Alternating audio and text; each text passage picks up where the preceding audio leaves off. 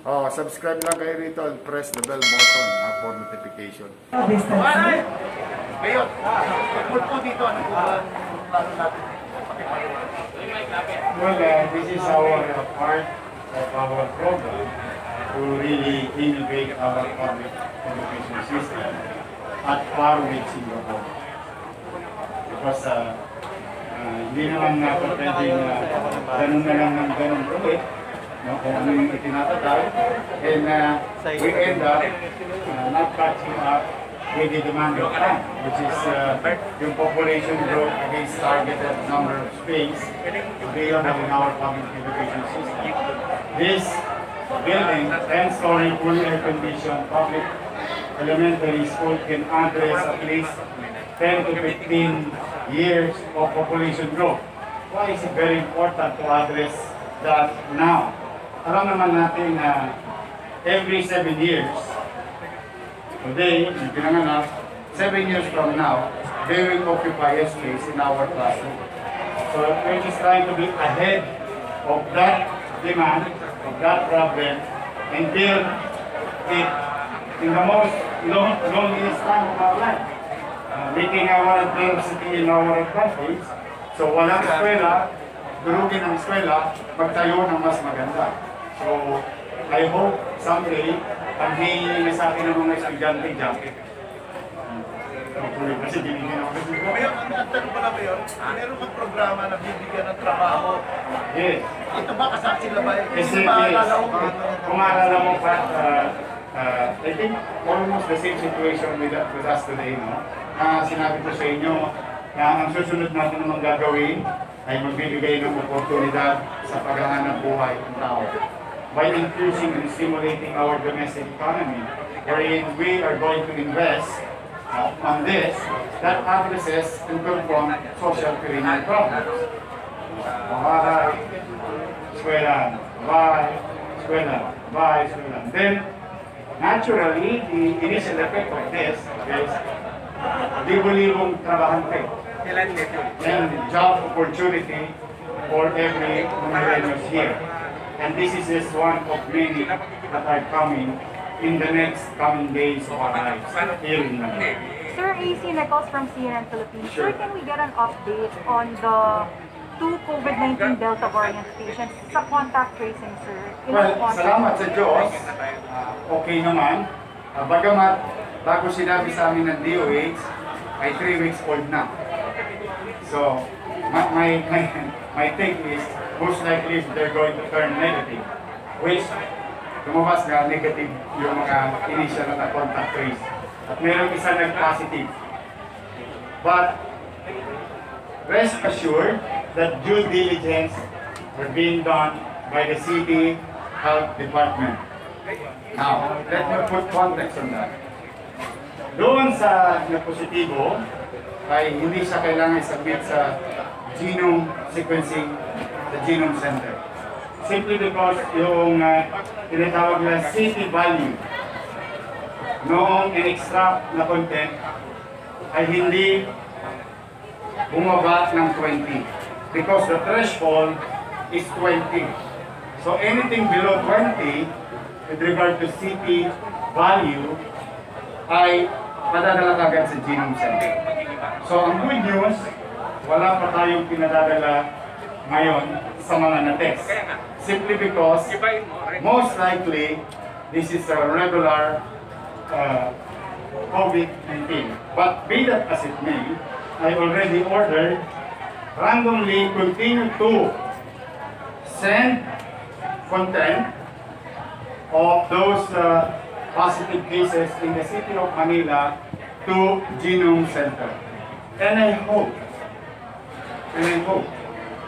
it will not come after 3 weeks. Sir, anong explanation po ng DOH? I don't know with them. Delayed reporting. I don't know with them. Sir, are you worried that in that interval, in the 3 weeks, kumalat na po yung Delta variant in your city? That's possible. That's why you have COVID-19 Delta variant all over the Philippines. One, again, I'll go back to the first problem, and I think I will reiterate. Please protect us in the entries of these variants. This will not land in our country if we have proper bureau quarantine procedure and system.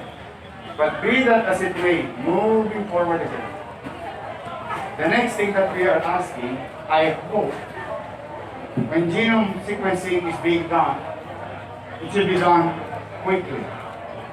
But ang good news ko sa iyo, so far, based on our RT-PCR machine, ang lahat halos ng mga content na nakuha sa positive cases ay about 20 to the city value, the threshold value. So, pag ganun kasi, hindi na kailangan isubmit sa genome sequencing. So far, wala pa kaming confirmed cases ng Delta. Sir, ilan na yung na-contact trace nyo dun sa Delta? Almost 3 dozen How many more? individuals. How many more? Do you We will continue to monitor some, but as far as the tracing is concerned, the MHC did what they have to do immediately. The night that we were informed of the June 26 situation, at July 16 or July 15, we were informed, and we did what we have to do as local government unit. Now, again and again, I hope mas maaga. We can only hope. But sa atin naman mga batang Maynila, masa naman kayo so far.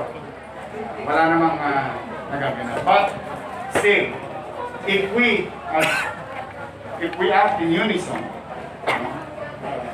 Delta variant is very potent or makapit. So the assumption and due diligence must be done. We should consider Delta variants in our country and in our respective city. That's the way to understand things of uncertainty. So we will continue to trace as we have been doing. We will continue to test as we have been doing. We will continue to isolate as we have been doing. But I hope also in the center of Delta, if is Metro Manila, I hope they will continue the policy of inoculating as many people as possible in the area of hot zone. Because science will agree, as I have said a while ago, if we vaccinate people, at first, you are in a good situation. If you vaccinate people twice or 2 cycles, you will be in a better position. But this will not stop you getting infected with COVID-19. But science will tell us this will help us during the infection of COVID-19 SARS-CoV-2, Alpha, and Delta variants. So the key is vaccination is the solution. Sir, about contact tracing naman, you have contact tracers on loan from Dole because sir, and their contracts, Ayaw ma-renew nila. yun nga sir, their contracts are expiring next month. So what are your plans sir? Since dito sa Delta, napaka-importante sir ng contact tracing. Yes, we've been doing our own, and we are being reinforced by these resources. And I hope they will put the money addressing the situation. And I hope they will accept more genome sample or content in our genome sample. Yes sir, how about po strict restrictions po? Maghihigpit na naman. Anong position niyo po? Well, then, we must learn how to live with COVID-19. At the same time, we must learn how to go back to work safely. So, COVID-19 will stay. Whether it is SARS-CoV-2, the original, Alpha or Delta, o ano-ano pang fraternity na darating sa mga darating na panahon. The solution, more than tracing, more than any other thing, is proteksyonan ang tao, ang katawan ng tao. Which is, let's vaccinate people so that we will raise the confidence of each and every one. We cannot go and continue to live in fear. That will not bring us anywhere. We must move on. We must change our plan. We cannot live on social distancing alone. We cannot live on mask alone. We cannot live on hand washing alone. We must make vaccine available to the general population. And so far, the city of Manila, a few minutes ago, reached the 1 million deployment of vaccines. And modesty aside, the city of Manila reached more than 50% of our vaccinated person or individual at second dose. So, konti na lang, awan Diyos, konti na lang, we will reach the 800,000 margin or goal. At 70% of our population, 18 years old above. So, if you are at 635 or 650, most likely in a matter of few weeks, above or before September goal. Then hopefully, we will continue to have vaccine, provide us vaccine. We are very grateful to the national government, but we can do more. We can do more. Sir, going back to the Delta variant, Yes. dun sa 3 dozen, sir, na contact trace, ilan dun ang nag-positive? Isa. Isa Pero pa lang. above 20 city value. Na hindi kailangan Yes. Kasi anything below, kailangan ipadala. And yung valuation na to, yung threshold, is nakikita ng RT-PCR machine. Nabibilang ng RT-PCR. Para may padala ng machine. Sir, how about yung kasi may protocol sa paglabas ng mga bata. Wala ba silang vaccine? Yung mga walang vaccine na bata, ilalaw ang lumabas. Basta ako lagi. Sana magkaroon na tayo ng direksyon na makapag-uwi ng normal. Sabi ko nga sa inyo, kung ang wearing of mask, it helps, good. Washing of hands, it helps, good. Physical distancing, it helps, good.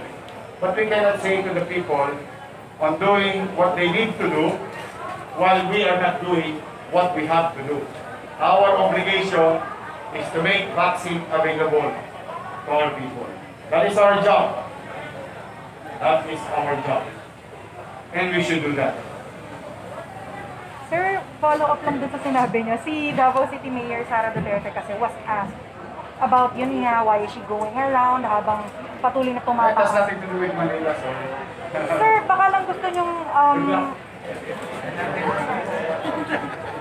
Sir, wala ka ng consultation? Wala ka consultation?